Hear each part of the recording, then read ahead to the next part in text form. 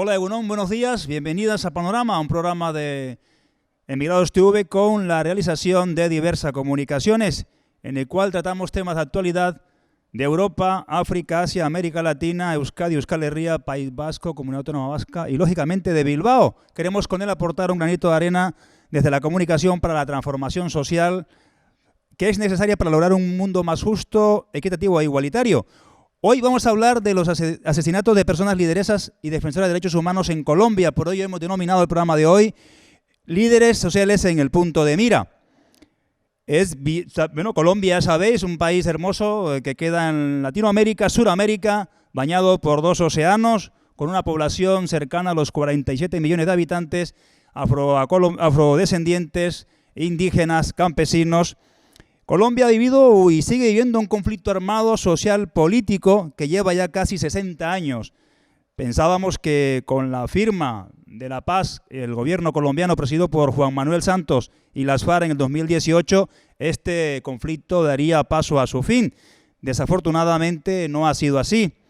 Posteriormente sigue el gobierno nacional de Santos apostando a la solución del conflicto y inicia los diálogos con el ELN, el cual hoy, dicho proceso, desconoce el gobierno actual del gobierno de Iván Duque, y máxime cuando la guerrilla del ELN ha cometido un acto terrorista, el cual acabó con la vida de 20 policías en la escuela de cadetes, el cual hecho condenamos y esperamos que a pesar de esta cuestión, de este lamentable hecho, el gobierno recapacite e inicie los diálogos de paz, retome la mesa de negociación con el ELN. En este marco de proceso, si bien hay un proceso de paz iniciado con la guerrilla de las FARC y terminado con ella misma, según los datos de organizaciones sociales, desde 2016 a la fecha, van asesinados más de 400 líderes sociales. En 2018 han habido 252 asesinatos y en 2019 ya van 19 personas lideresas asesinadas. Según datos de organizaciones sociales, desde 2016 a la fecha, van asesinados más de 400 líderes sociales. En 2018 van 252 y en 2019 19 personas asesinadas. Según datos oficiales, van más de 300 personas lideresas asesinadas. Según el investigador Camilo Bonilla, en cuanto a las autorías de estos asesinatos, se tienen los siguientes datos. Sin identificar, 45.91%, paramilitares 17.12%, grupos armados sin identificar aún 13.62%, desertores y disidentes de las FARC 7.39%, Ejército Nacional 4.28%, el ELN 3.11%, Seguridad Privada 1.56%, Policía Nacional 1.17%, el EPL 0.78%. La ONU a la fecha dice que hay una sistematicidad en los asesinatos de personas líderes colombianas. Frente a estos asesinatos, el gobierno negaba tal cuestión de sistematicidad. Esto lo decía el ministro de Defensa del gobierno de Santos en 2017. Aquí veremos sus palabras. Corro el riesgo de generar muchísimos comentarios por lo que usted me va a oír, porque ha habido casos del ELN y ha habido casos de las FARC, eso los dejo aparte. Lo demás ha sido, en su inmensa mayoría, fruto de un tema de linderos, de un tema de faldas, de un tema de reivindicación, de un tema de pelea por rentas ilícitas. A la fecha, hoy la Fiscalía Nacional empieza a reconocer dicha sistematicidad. Las personas lideresas y defensores de derechos humanos vienen denunciando esta cuestión. Y vamos a escuchar entonces ahora a Diana Sánchez, que es la directora de Somos Defensores, en relación a estos asesinatos. La razón de ser del movimiento de derechos humanos en Colombia debería ser solo la pelea por los derechos humanos.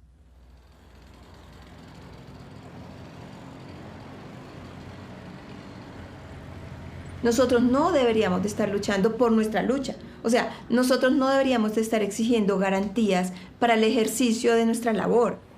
El movimiento de derechos humanos o el social no es la prioridad, porque entre otras cosas, hay que decirlo sin temor, es que esto es un Estado y una clase política profundamente clasista. Y los muertos, los agredidos, los amenazados son sectores populares y los sectores populares no cuentan para los dueños de este país. La labor por la defensa de los derechos humanos les cuesta amenazas, desplazamientos y asesinatos a las personas lideresas.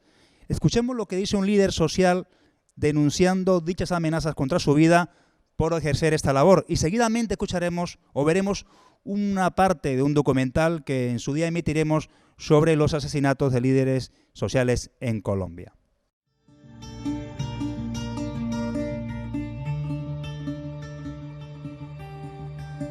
¿Por qué nos declaran a nosotros objetivo militar? Porque somos líderes y lideresas que estamos haciendo una labor y ejercicio de defensa del territorio, de defensa de los derechos humanos, de defensa de la vida. He salido en panfletos, en fotos, ofreciendo 4 millones de pesos por mi cabeza. Como dice el cuento, como en el viejo oeste, se busca. Pero estos papeles robaron por acá, por el norte, con un berraco también.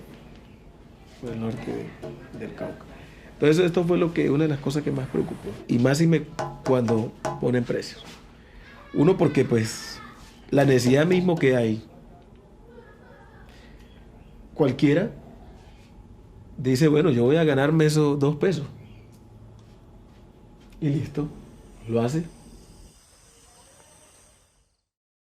Arley Monroy era un compañero que era muy nombrado y reconocido en toda la región del Lozada, Guayabero y el mismo Guayabero. Escuché bastante de él por parte de mis compañeros que se integraban con él y hacían un equipo de coordinación. Y luego cuando tuvimos un lanzamiento de campaña y lanzábamos nuestro primer candidato a la alcaldía, era una persona que tenía la valentía para poder enfrentar las problemáticas del territorio. Él orientaba y coordinaba mucho con los compañeros en las situaciones más vulnerables para salir del paso y poder tener unas mejores vías. Fue un opositor de la grande deforestación y la grande ganadería extensiva que perjudicaba el medio ambiente en este sector. Es allí donde llegan los grandes terratenientes a hacer las más grandes deforestaciones en este territorio y es ahí donde se enfrenta con Arley Monroy. Nuestros líderes son asesinados al pie del ejército colombiano, que es quien debe cuidarnos y debe protegernos. Arley Monroy tenía grandes problemas con esos terratenientes que he mencionado, que son personas que tienen mucho recurso y pueden mover cualquier cosa en este país, que es lo que siempre nos ha pasado.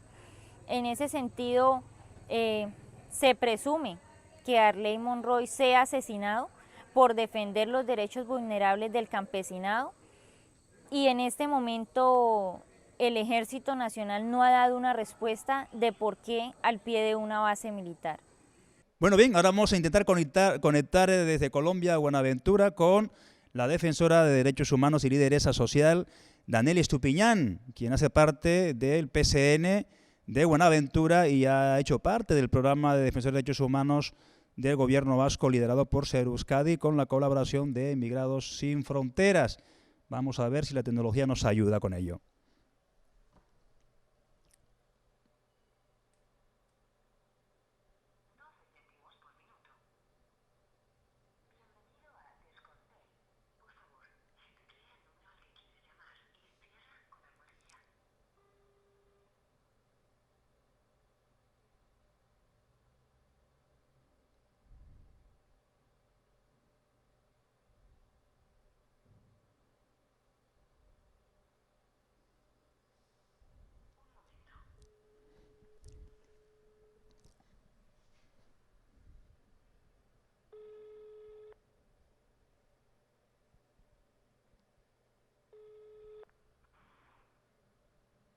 Aló, buen día. Aló, buenos días, Danely. Buenos días, ¿cómo estás? Desde Diversa Comunicaciones de Emigrados Sin Fronteras. ¿Cómo va todo? Aquí estamos en la programación. Queríamos preguntarte, Danely, estamos haciendo un programa sobre derechos humanos, defensoras y lideresas en Colombia, y queríamos preguntarte cómo está actualmente la situación de las personas defensoras de derechos humanos en Buenaventura, en la actualidad. Bueno, la situación es bastante compleja. en el marco también del contexto colombiano, que sigue siendo una noticia diaria, el asesinato de líderes y lideresas y de defensores de derechos humanos. En este momento hemos registrado en Buenaventura desde inicios del 2019 acciones de seguimiento e intimidación a líderes y lideresas que hacemos parte de procesos históricos de defensa de derechos individuales y colectivos en Buenaventura.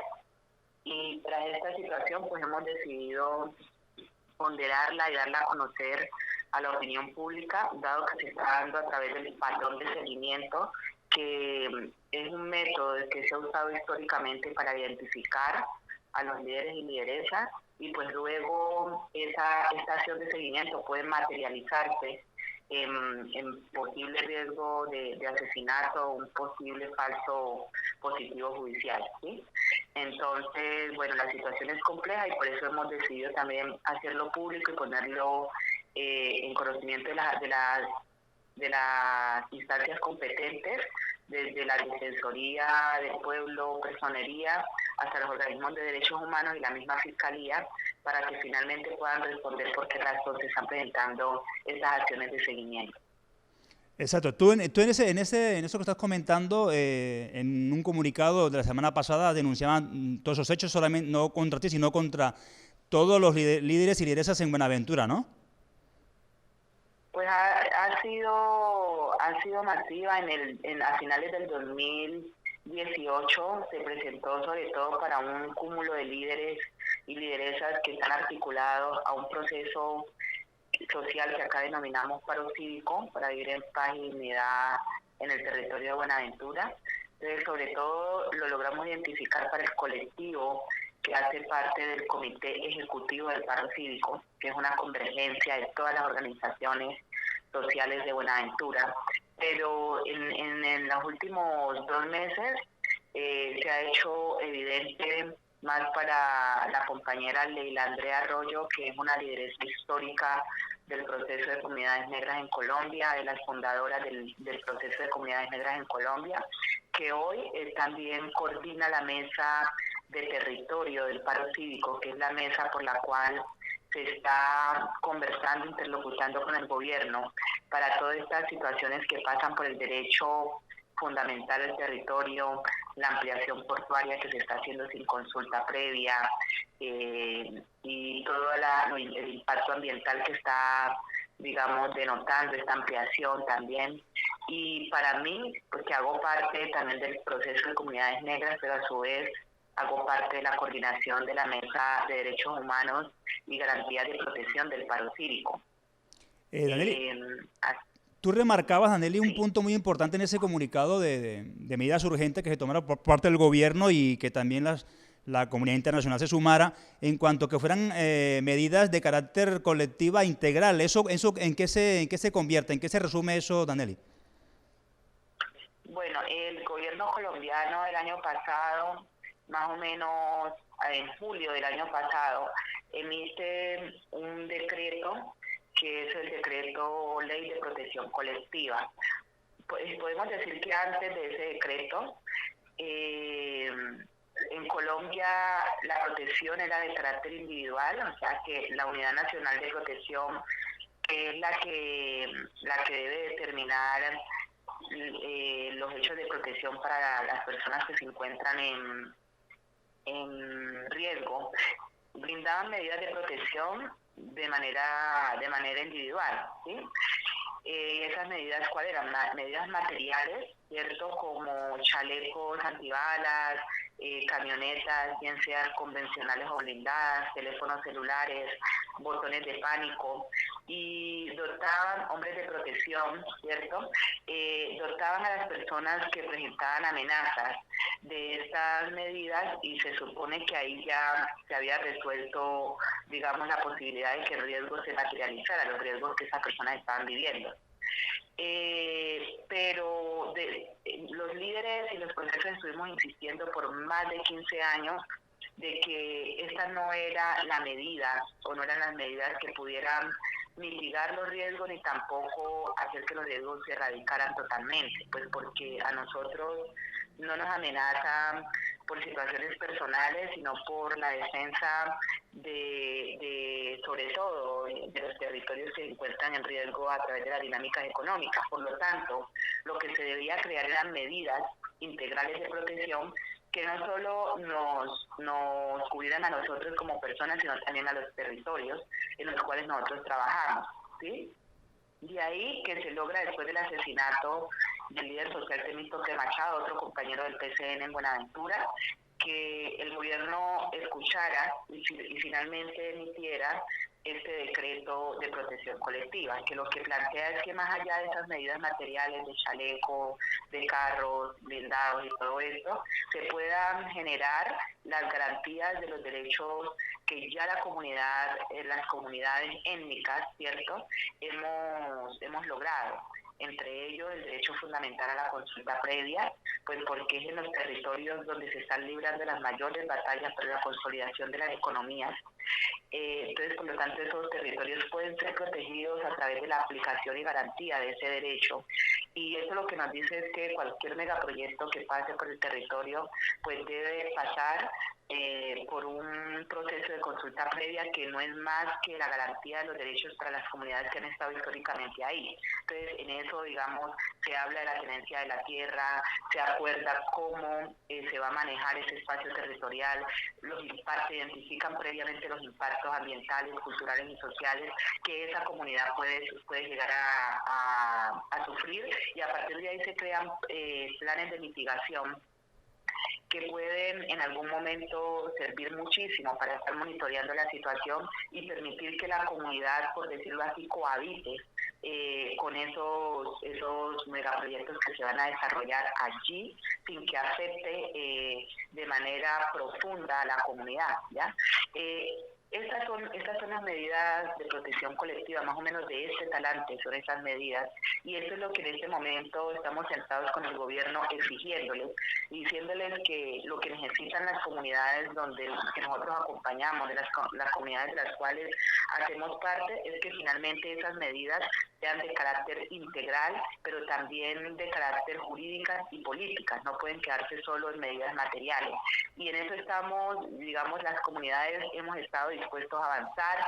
Ya algunos colectivos han hecho sus propuestas de protección, entre ellos el proceso de comunidades negras y organización, pero hasta el momento no ha sido posible avanzar porque nos hemos encontrado, digamos, con la postura por parte del gobierno nacional que les parece que estas medidas no deben ser medidas, ¿sí? Ellos todavía siguen el esquema de medidas materiales y tampoco validan, por decirlo así, lo que se encuentra en un decreto ley ya establecido. En este momento estamos como en esa discusión, pero también en un escenario de incidencia para que el gobierno comprenda y entienda que siempre y cuando no se den garantías de los derechos colectivos individuales en comunidades como Buenaventura, que está pasando por una situación muy extrema de consolidación de una economía portuaria que arrasa a la comunidad, pues va a ser imposible que haya, digamos, garantía también para los líderes y lideresas y defensores de derechos humanos que hemos decidido denunciar, que hemos decidido movilizarnos frente a la violación sistemática de nuestros derechos que se presenta tras estas dinámicas. Bien, perfecto, Anneli, agradecerte la posibilidad de conversar contigo sobre lo que estáis proponiendo. Y para finalizar, Anneli, ¿cómo se puede sumar la comunidad de Euskal Herria, de Euskadi, de España, de Europa a ese exigimiento vuestro de las garantías integrales y para todas las lideresas en Buenaventura y en Colombia? Bueno, yo lo que creo es que se puede hacer exigencias colombianos también a través del gobierno autónomo, a los gobiernos autónomos. Se puede empezar a hablar de este tema, de exigirle a Colombia el tema de las garantías de la protección colectiva e integral a las comunidades, pues porque generalmente el gobierno colombiano siempre presenta cifras, ¿no? Entonces, que ustedes sepan, o sea, hay un decreto 1448 del 2018 que habla de esta posibilidad que nos permitiría reducir estos riesgos. Entonces, empezar a exigirle al gobierno de Colombia que además de la protección a líderes individual, avance en esas medidas y que realmente sean medidas integrales, ¿sí? Para que no se nos quede solo en las materiales colectivas. que puede pasar que se den 4 carros, 7 teléfonos para la organización, que siguen siendo medidas materiales que no van a mitigar esos riesgos.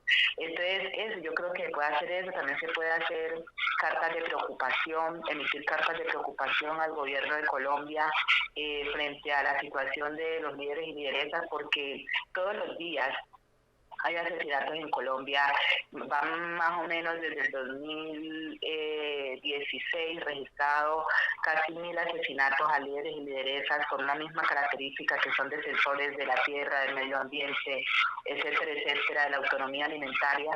Y este patrón desafortunadamente ya se naturalizó en Colombia. Entonces, como se naturalizó, ya no es noticia, el gobierno nacional tampoco hace ningún plan de reacción o mitigación de esta situación de contingencia, pero además también ha tendido a estigmatizarse a los líderes y lideresas, ¿cierto? Cada vez que ocurre una situación de esa, entonces se dice que es que hay situaciones personales, que era que le iban a robar, que es que es un accidente. O sea, el patrón se está matizando con situaciones cotidianas, y creo que la comunidad internacional en este momento puede jugar un rol muy importante para empezar a cuestionar esos patrones de naturalización de un fenómeno tan complejo, dado que los líderes y lideresas sociales, los defensores y defensoras de derechos humanos cumplimos un rol fundamental frente a la garantía también de los derechos, pero también nuestro rol, digamos, constitucional como ciudadanos, que es velar porque nuestros derechos se cumplan de manera integral. Entonces creo que sería un aporte muy importante de parte de estas comunidades, de ustedes como comunidades autónomas, en función de la exigencia del gobierno colombiano. Bien, que queda ese llamado de Danieli para el acompañamiento internacional, y agradecerte nuevamente por estar con nosotras. Seguimos en contacto y nuestro apoyo y solidaridad con vuestro proceso allí en Colombia, en Buenaventura. Muchas gracias, Danieli. Adiós, adiós, agur, agur. Gracias. Adiós, gracias.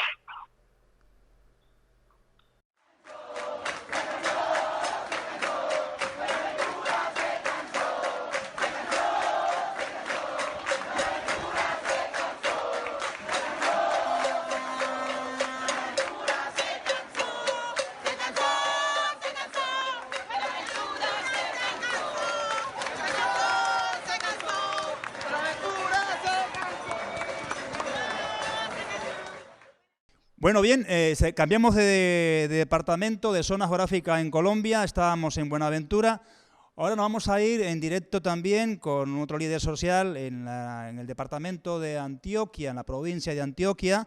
Estamos con un representante de Ríos Vivos, una organización, un colectivo social que trabaja por los afectados por la construcción de represas en el país, en Colombia. Estamos con Genaro. Genaro, buenos días, Egunon, ¿cómo estás? Muy buenos días, mi nombre es Genaro Graciano, es vocero del movimiento Ríos Vivos Antioquia, movimiento que ha venido hace más de 10 años en la lucha por la defensa de los derechos humanos, por la defensa del agua y los ríos. Bien, Genaro, hay una cuestión importante que venís reivindicando vosotros en Antioquia, es el tema de Hidroituango, la represa que se ha construido sobre el río Cauca. Cuéntanos un poco y a la audiencia la situación que se vive con esa hidroeléctrica en el país, en la zona de Antioquia. Bueno, bien, muchas gracias a este medio por permitirnos, primero que todo, pues, visibilizar todas las grandes problemáticas que vivimos los afectados por el Hidroituango, pero también los líderes sociales que por este megaproyecto nos hemos declarado como opositores a este megaproyecto, y que por el hecho de declararnos como opositores hoy hemos recibido grandes amenazas por parte de los distintos actores armados que se encuentran en la zona. También igualmente mi saludo a toda la audiencia que en estos momentos nos escuchan ahí. En este momento me encuentro acá cerca, estoy al frente del monstruo, como se dice, el muro de la represa. Estamos acá reunidos cerca de 30 compañeros libres de la Coordinación Regional Ríos Vivos Antioquia. Precisamente nos reunimos acá para planear, programar nuevas actividades que se vienen en este mes de febrero, como una gran movilización que realizaremos este jueves 14 de febrero, reivindicando una vez más la liberación del río Cauca. ¿Por qué estamos pidiendo la liberación del río Cauca? hemos visto que en este momento los impactos que ha producido este megaproyecto han sido mayores los impactos negativos que los pasivos, que los positivos. O sea, acá el daño que se hizo acá no se repara por nada del mundo, con ningún dinero que ofrezca la empresa. En estos momentos han querido ocultar todas las denuncias que hemos venido realizando en el momento de Ríos Vivos, han querido acallar nuestra voz, han querido inclusive señalarnos, estigmatizarnos y acallar nuestra voz por todos lados. No nos permiten algunos de los medios de comunicación locales, como las emisoras comunitarias que existen en el territorio, no nos permiten visibilizar nuestras problemáticas, sino que únicamente nos tenemos que pegar a otros medios alternativos y otros medios internacionales para poder visibilizar lo que en estos momentos está ocurriendo en nuestro territorio. Genaro, ¿quiénes son los responsables de la empresa de la construcción de la represa Hidroituango y cuál ha sido la respuesta del gobierno nacional frente a esa situación catastrófica que viven ustedes hoy en la zona? Pues acá los directos responsables acá son los dueños de la obra, pero entre los dueños de la obra está la Gobernación de Antioquia como principal mayoritario de acciones en el proyecto y con 51%, 52% de las acciones, y luego seguido de EPM. Pero también las autoridades, también están como responsables las autoridades ambientales, que han hecho caso omiso a todas las recomendaciones que hemos hecho en las comunidades. O sea, han ignorado por completo todas las solicitudes que hemos hecho las comunidades, especialmente en todo lo que ha tenido que ver con el seguimiento de la licencia ambiental. Esa licencia ambiental prácticamente fue aprobada inicialmente sin ningún seguimiento, sin tener en cuenta inclusive las comunidades. Las comunidades no fueron tenidas en cuenta. El proyecto de Hidroituango en este momento solamente tienen en cuenta, dentro de los municipios del área de influencia, 12 municipios, 6 del Bajo Cauca y otros 6 de norte y occidente de Antioquia, lo que no tuvieron en cuenta las comunidades que hoy están padeciendo todo este impacto que ha ocasionado la sequía del río, la muerte del río Cauca, y son las poblaciones aguas abajo, como lo es Caucasia, Cáceres, hasta La Mojana en Sucre. Estas poblaciones no fueron tenidas en cuenta dentro de ese plan de manejo ambiental, cómo era que iban a manejar todos esos impactos. Entonces prácticamente esta emergencia los cogió prácticamente imprevistos totalmente, aunque ellos ya sabían de lo que podía pasar, porque inicialmente nosotros, las comunidades, les advertimos de lo que podía pasar, pero ellos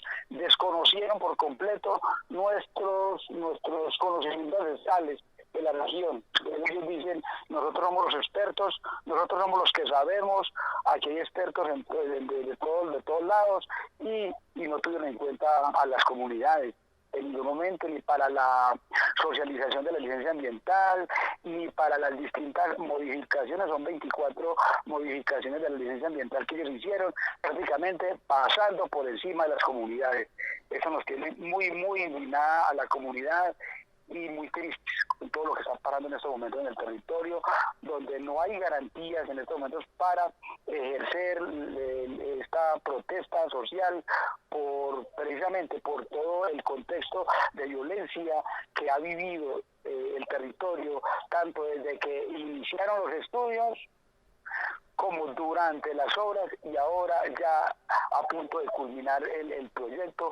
El conflicto no termina. En ese sentido, es muy difícil para que las comunidades, las organizaciones sociales se fortalezcan y puedan tener una participación activa en esos proyectos. Genaro, ¿qué implicaciones tienen las empresas multinacionales en el proyecto? ¿Cuáles de estas están en ese proceso? De las empresas multinacionales en este momento está EPM, que además de ser la dueña de las acciones del proyecto, también es la contratista del proyecto. Entonces, en este momento podríamos decir que nosotros está operando como una empresa multinacional, porque ellos también tienen proyectos en otros países de Sudamérica.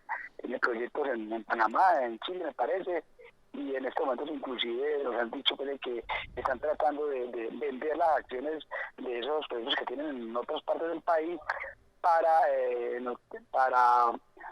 poder mitigar todo el daño que causó Hidroituango, para poder como recuperar a Hidroituango lo que vemos en estos momentos, que las comunidades vemos que este proyecto es inviable totalmente, pero a pesar de que consideramos que es inviable totalmente el proyecto, ellos siguen insistiendo en continuar la obra a pesar de todos los daños y la inviabilidad que sabemos que están allí por todas las fallas geológicas que se encuentran dentro del proyecto donde se están construyendo las obras. Tú comentabas una cosa importante, Genaro, sobre el tema de los ataques o de la presión sobre los líderes y lideresas que venís denunciando la situación de allí de Hidroituango. Es decir, entendemos que han habido asesinatos de líderes sociales en esa zona. Sí, en este momento, es lamentable que en estos momentos el movimiento no ha participado en ninguna no nos declaramos que es como para decir que vamos que tenemos alguna política de algo político, ¿no? Nosotros somos ambientalistas y por lo tanto continuamos así. A pesar de eso, hemos tenido en estos momentos 4 asesinatos de líderes. Desde que empezaron los primeros desarrollos, que fueron en el 2011, que hicimos las primeras movilizaciones dentro del territorio, la respuesta que recibimos por parte de la fuerza pública fue la represión. Genaro, estamos perdiendo la comunicación. Estamos teniendo problema con la comunicación. Vamos a dejarlo aquí porque hemos perdido la comunicación. Te queremos agradecer la disponibilidad y mandarte desde aquí nuestra solidaridad con el proceso. Un saludo y gracias por estar allí, por la entrevista, Genaro. Bien, muchas gracias. Espero me hayan escuchado y continuamos acá presentes en esta lucha por la defensa del río, por la defensa del agua y de la vida. Muchísimas gracias, Genaro. Un saludo. Adiós, adiós.